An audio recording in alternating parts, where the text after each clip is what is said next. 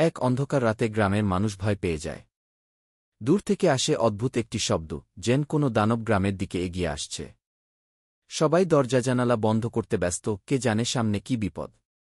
ঠিক তখনই দেখা যায় বিশাল বড় একটি তেলাপোকা গ্রামের পাশের ঘরের সামনে দাঁড়িয়ে আছে। মানুষের চেয়ে 10 গুণ বড় সেই তেলাপোকা দেখে গ্রামবাসী চিৎকার করে দৌড়াতে থাকে। কেউ দরজা বন্ধ করে, কেউ গাছে উঠে যায়, চারদিকে শুধু হইচই আর ভয়। কিন্তু গ্রামের এক সাহসী ছেলে, রাহিম, ভয় না পেয়ে তেলাপোকার সামনে গিয়ে দাঁড়ায়।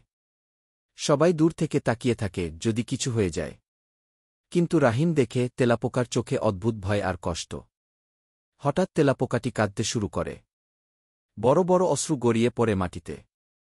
রাহিম নরম গলায় জিজ্ঞেস করে, তুমি কেন ভয় পাচ্ছ? তেলাপোকা বলার চেষ্টা করে, সে কাউকে ভয় দেখাতে আসেনি। সে শুধু খাবার খুঁজছিল, আর কিছু না। তখন রাহিম ঘর থেকে রুটি আর ভাত নিয়ে এসে তাকে খেতে দেয়। বিশাল তেলাপোকা খুশি হয়ে মাথা নাড়ায়,